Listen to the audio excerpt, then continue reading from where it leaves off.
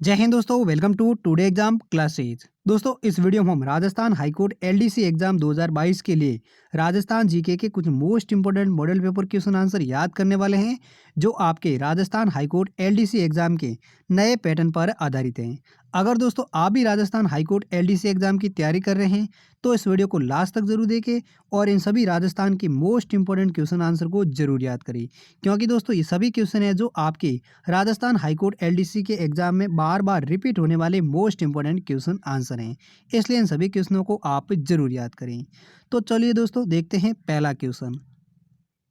पहला सवाल है, वह चित्रशैली जिसमें जयपुर, उदयपुर एवं जोधपुर तीनों शैलियों के गुण देखने को मिलता है। तो इस सवाल का सही जवाब देगा ऑप्शन डी यानी देवगढ़ शैली है चित्रशैली जिसमें जयपुर, उदयपुर, जोधपुर तीनों शैलियों के गुण देखने को मिलता है। किस चित्रशैली में? देवगढ़ चित्रशैली में। अगला नेक्स्ट दूसरा सवाल है, राज्य के संवैधानिक प्रमुख राज्यपाल के पद का प्रावधान भारतीय संविधान के किस अनुच्छेद के अंतर्गत हैं? तो इस सवाल का सही जवाब देगा ऑप्शन सी यानी भारतीय संविधान के अनुच्छेद 153 के अंतर्गत राज्य के संवैधानिक प्रमुख राज्यपाल पद का प्रावधान है। किस अनुच्छेद के तहत? अनुच्छेद 153 में। नेक्स्ट अगला तीसरा सवाल है, उदयपुर स्थित सौर वेधशाला कब देश के अंतरिक्ष विभाग से जोड़ा गया था? तो इस सवाल का सही जवाब देगा ऑप्शन बी यानी साल 1981 में उदयपुर में स्थित सौर वेधशाला को अंतरिक्ष विभाग से जोड़ा गया था। कब जोड़ा गया था? साल 1981 में।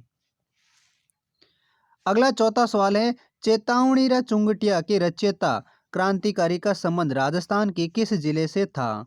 तो इस सवाल का सही जवाब देगा ऑप्शन सी यानी चेतावनी रा चुंगटिया के रचयिता क्रांतिकारी का संबंध है वो राजस्थान के भीलवाड़ा जिले से था।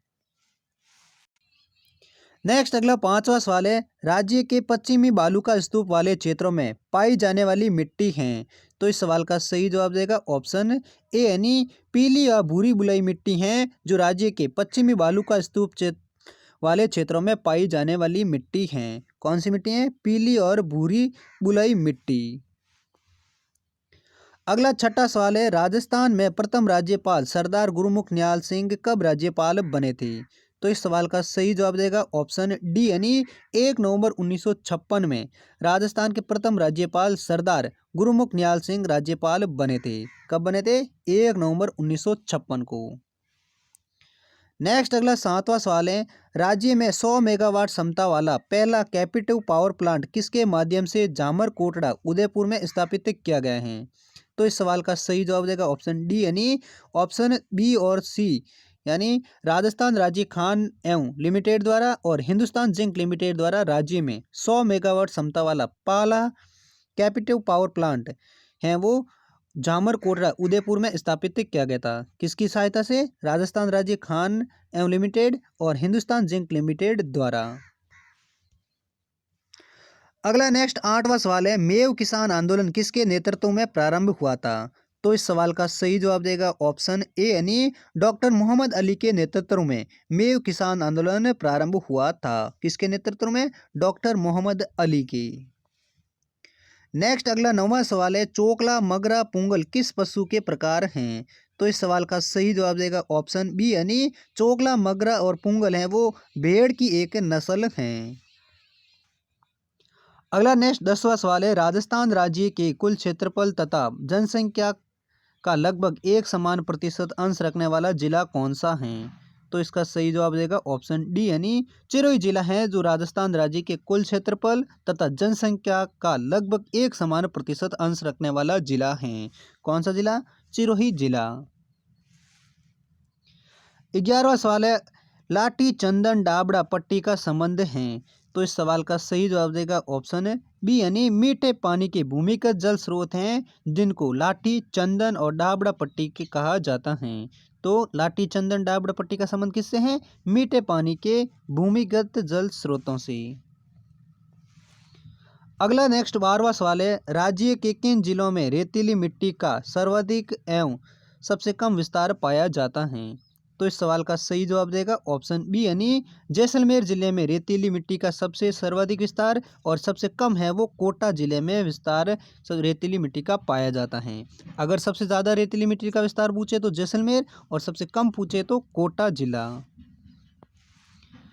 अगला नेक्स्ट 13वां सवाल है, यदि मंत्रिपरिषद का कोई सदस्य अपनी नियुक्ति के समय विधायक नहीं है तो उसे कितनी अवधि के भीतर सदन की सदस्यता प्राप्त करना जरूरी है।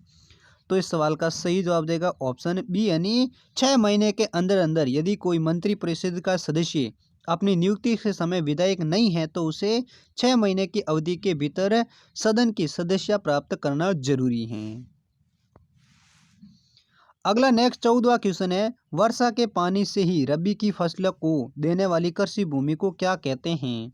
तो इस सवाल का सही जवाब देगा ऑप्शन बी यानी सिरमावर्त भूमि कहा जाता है, जो वर्षा के पानी से ही रबी की फसल को देने वाली कृषि भूमि को सिरमा कहते हैं।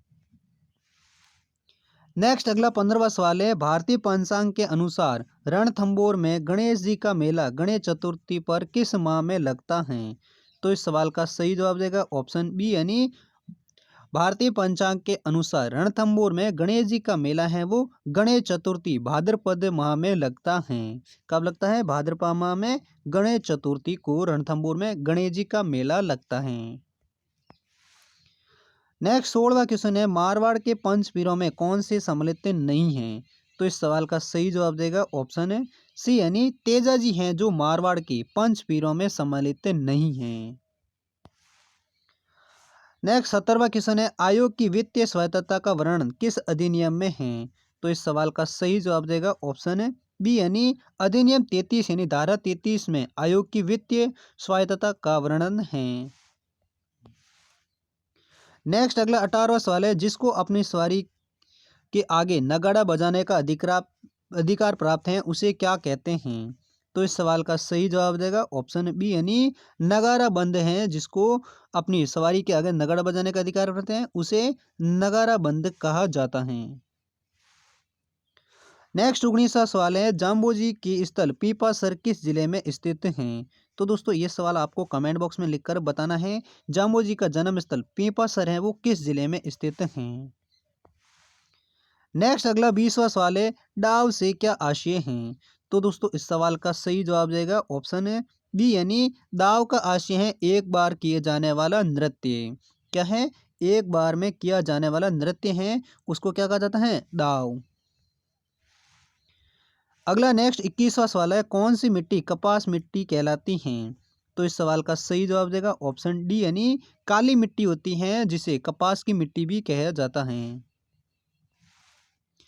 नेक्स्ट अगला 22वां सवाल है, जोधपुर क्षेत्र में शीतला अष्टमी का त्यौहार किसकी मूर्ति स्मृति में मनाया जाता है। तो इस सवाल का सही जवाब देगा ऑप्शन है सी यानी राव सातल की स्मृति में जोधपुर क्षेत्र में शीतला अष्टमी का त्यौहार मनाया जाता है। किसकी स्मृति में? राव सातल की। नेक्स्ट अगला 23वां सवाल है, शिकारपुरा जोधपुर में किस लोक संत की प्रधान स्थान है। तो इस सवाल का सही जवाब देगा ऑप्शन ए यानी संत राजा राम जी की प्रधान स्थान है शिकारपुरा जोधपुर में। किस लोक संत की? संत राजा राम जी की। नेक्स्ट अगला 24वां सवाल है, पंचायती राज व्यवस्था किस पर आधारित है। तो इस सवाल का सही जवाब देगा ऑप्शन सी यानी पंचायती राज व्यवस्था है जो लोकतांत्रिक विकेंद्रीकरण पर आधारित हैं। किस पर आधारित हैं? लोकतांत्रिक विकेंद्री पर। अगला 25वां सवाल है, राजसमंद जिले में दिवेर की पहाड़ियों से किस नदी का उद्गम होता है। तो इस सवाल का सही जवाब देगा ऑप्शन बी यानी राजसमंद जिले में दिवेर की पहाड़ियों से कोटरी नदी का उद्गम होता है। अगला नेक्स्ट 26वां सवाल है, बैराट पहाड़ी किस जिले में है। तो इस सवाल का सही जवाब देगा ऑप्शन ए यानी बैराट की पहाड़ियाँ हैं वो जयपुर जिले में स्थित हैं, जिनकी ऊंचाई है 792 मीटर। नेक्स्ट 27वां सवाल है, चंबल राष्ट्रीय घड़ियाल अभ्यारण्य कितने राज्यों में फैला हुआ है। तो इस सवाल का सही जवाब देगा ऑप्शन बी यानी चंबल राष्ट्रीय घड़ियाल अभ्यारण्य है जो 3 राज्यों में फैला हुआ है। नेक्स्ट 28वां सवाल है, निम्न में से कौन सी भैंस की नस्ल है। तो इस सवाल का सही जवाब देगा ऑप्शन डी यानी मुर्रा है जो एक भैंस की नस्ल है। नेक्स्ट 29वां सवाल है, किन के द्वारा करणी माता के मंदिर में सफेद चूहों को अपना पूर्वज माना जाता है। तो इस सवाल का सही जवाब देगा ऑप्शन सी यानी चारण समाज द्वारा जो करणी माता के मंदिर में सफेद चूहे हैं उनको अपना पूर्वज माना जाता है। किस समाज द्वारा? चारण समाज द्वारा। नेक्स्ट 30वां सवाल है, राजस्थान में अरावली पर्वत श्रृंखला की विस्तार का क्या दिशा है। तो इस सवाल का सही जवाब देगा ऑप्शन सी यानी दक्षिण पश्चिम से उत्तर पश्चिम में राजस्थान में अरावली पर्वत श्रृंखला की विस्तार की दिशा है। क्या दिशा है? दक्षिण पश्चिम से उत्तर पूर्व। नेक्स्ट अगला 31वां सवाल है, ख्याल गायकी के जयपुर घराने से संबंधित कलाकार हैं। तो इस सवाल का सही जवाब देगा ऑप्शन बी यानी उस्ताद अली खां हैं जो ख्याल गायकी के जयपुर घराने से संबंधित कलाकार हैं। कौन है? उस्ताद अली खान। अगला नेक्स्ट 32वां सवाल है, प्रथम विधानसभा समय अजमेर मेरवाड़ा राजस्थान का अंग नहीं था, वहाँ कितने सदस्यों की प्रथम विधानसभा थी। तो इस सवाल का सही जवाब देगा ऑप्शन ए यानी प्रथम विधानसभा के समय अजमेर मेरवाड़ा राजस्थान का अंग नहीं था, तब वहाँ 20 सदस्यों की पृथक विधानसभा थी। कितने सदस्यों की? 20 सदस्यों की। नेक्स्ट अगला 33वां सवाल है, राज्य मानवाधिकार आयोग की सिफारिशें हैं। तो इस सवाल का सही जवाब देगा ऑप्शन ए यानी राज्य मानवाधिकार आयोग की जो सिफारिशें हैं वो हैं सलाहकारी सिफारिशें। नेक्स्ट अगला 34वां सवाल है, लोक देवता वीर बग्गा जी का मंदिर कहाँ स्थित है। तो इस सवाल का सही जवाब देगा ऑप्शन ए यानी रोही बीकानेर में लोक देवता वीर बग्गा जी का मंदिर स्थित है। कहाँ पर है? रोही बीकानेर जिले में। नेक्स्ट अगला 35वां सवाल है, पद्मश्री से सम्मानित कृपाल सिंह शेखावत जिन्हें ब्लू पॉटरी का जादूगर भी कहते हैं, उनका जन्म किस जिले में हुआ था। तो इस सवाल का सही जवाब देगा ऑप्शन डी यानी पद्मश्री से सम्मानित कृपाल सिंह जिन्हें ब्लू पॉटरी का जादूगर भी कहते हैं, उनका जन्म है वो चिरई जिले में होता है। और ब्लू पॉटरी है वो जयपुर जिले की प्रसिद्ध मीनाकारी चित्रकारी हैं। किसकी है? जयपुर की। और इनका जन्मदाता किसे कहता है या जादूगर किसे कहते हैं? कृपाल सिंह शेखावत को। अगला नेक्स्ट 36वां सवाल है, कोटा बैराज किस जिले से में स्थित हैं। तो इस सवाल का सही जवाब देगा ऑप्शन बी यानी कोटा बैराज हैं जो कोटे जिले में स्थित हैं।